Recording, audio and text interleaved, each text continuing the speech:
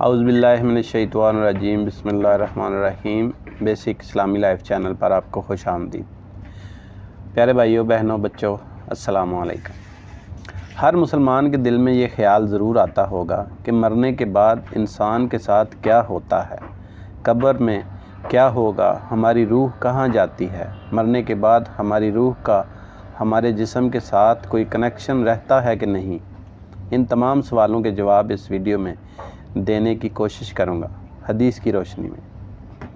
مومن روح کا عالم برزخ کا سفر پارٹ 1۔ پارٹ 2 میں بری روح کے بارے میں بتاؤں گا۔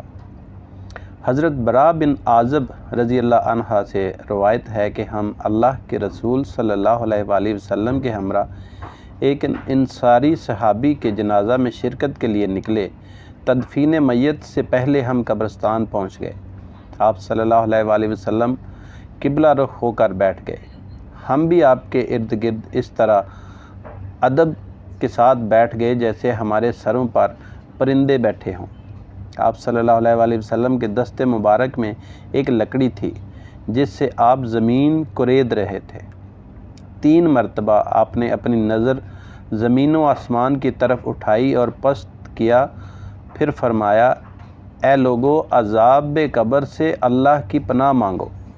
2 یا 3 مرتبہ آپ نے یہ کہا، پھر آپ نے یہ دعا پڑھی، اللہم انی اعوذ بک من عذاب القبر، اے اللہ، عذاب قبر سے میں تیری پناہ چاہتا ہوں۔ دعا کو بھی آپ نے 3 مرتبہ دہرایا۔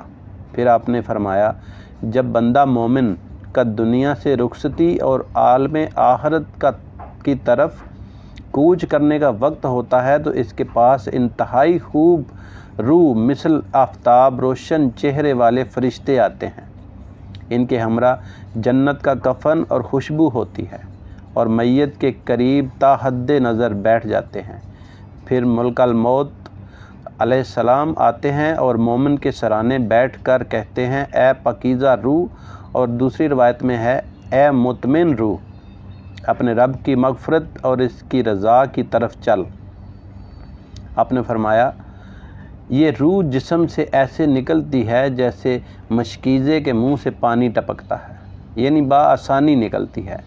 اس روح کو ملک الموت اپنے ہاتھوں میں لے لیتے ہیں، اور دوسری روایت میں ہے کہ مومن کی روح جب اپنے جسم سے جدا ہوتی ہے تو آسمان اور زمین کے درمیان اور آسمان میں تمام فرشتے اس کے لیے مغفرت کی دعا کرتے ہیں۔ آسمان کے تمام دروازوں کو اس کے لیے کھول دیا جاتا ہے اور تمام دروازوں پر حاضر ملائکہ اپنی طرف سے اس کی آمد کے لیے دعا کرتے ہیں۔ جو ہی ملک الموت روح قبض کر کے اپنے ہاتھوں میں لیتے ہیں، پلک چھپکنے سے پہلے میت کے قریب موجود فرشتے اسے ان سے لے لیتے ہیں اور ساتھ لائے ہوئے کفن میں اسے رکھ لیتے ہیں۔ قبض روح کے متعلق ارشاد باری تعالیٰ ہے، ہمارے فرشتے اس کی جان لیتے ہیں اور ذرا برابر بھی کوتاہی نہیں کرتے۔ سورہ الانعام آیت نمبر 61۔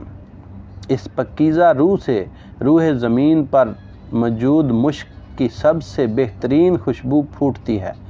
پھر آپ صلی اللہ علیہ وآلہ وسلم نے فرمایا، فرشتے اس روح کو لے کر آسمان کی طرف جاتے ہیں۔ فرشتوں کی جس جماعت سے ان کا گزر ہوتا ہے وہ کہتے ہیں، اس قدر پاکیزہ روح کس کی ہے؟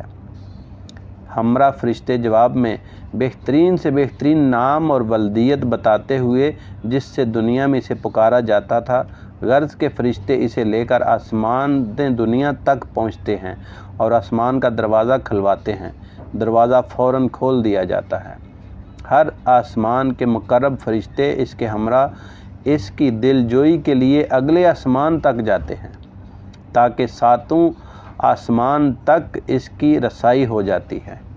اس وقت حکم الہی ہوتا ہے، میرے بندے کے نامہ اعمال کو علین جنت میں ایک بلند و بالا مقام میں لکھ دو۔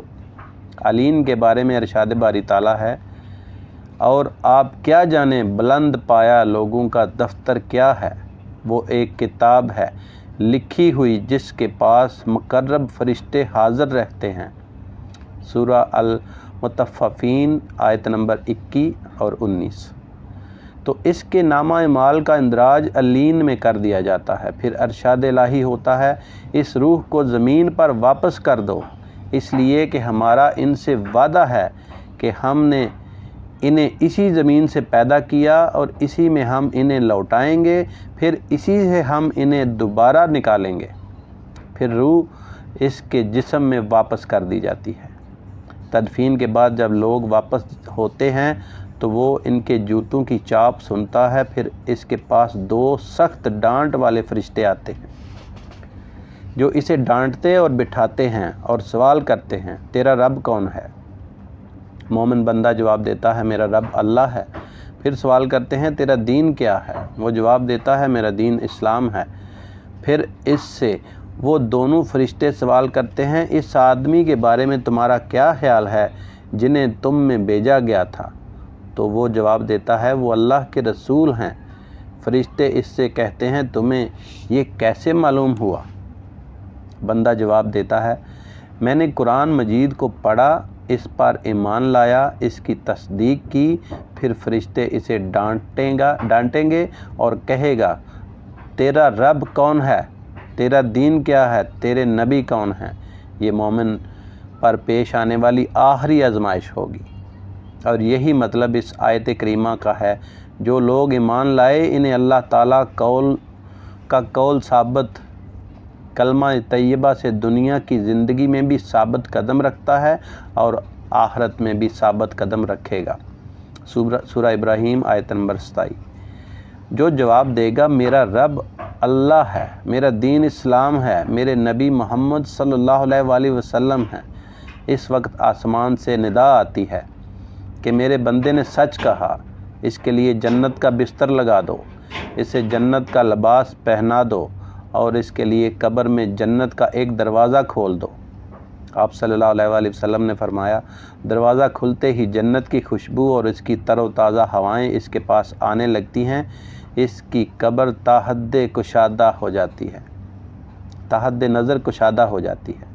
آپ صلی اللہ علیہ وآلہ وسلم نے فرمایا پھر اس کے پاس ایک خوبصورت خوش پوشاک خوشبو سے بسا ہوا شخص نمودار ہوتا ہے اور کہتا ہے تمہیں اس چیز کی بشارت ہو جس سے تم خوش ہو جاؤ گے، تمہیں اللہ کی رضا اور لازوال نعمت والی جنت مبارک ہو، یہی وہ دن ہے جس کا تم سے وعدہ کیا جاتا تھا۔ مردہ کہے گا اللہ آپ کو بھی اچھی بشارت دے، آپ کون ہیں؟ آپ کا چہرہ ہی مسرت کا پیغام دیتا ہے۔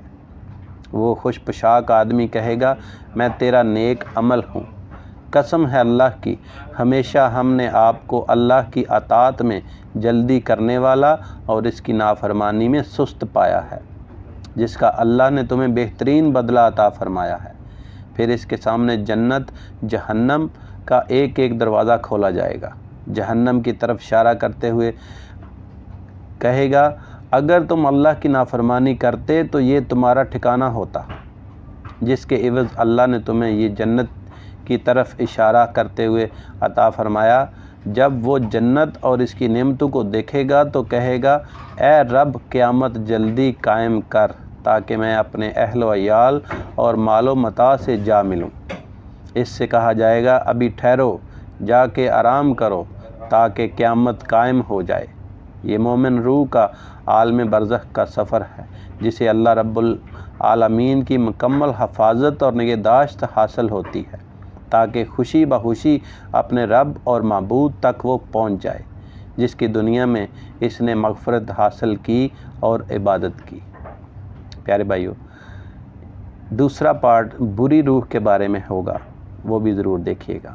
اگر ویڈیو پسند آئے تو چینل سبسکرائب کر لیں۔ شکریہ۔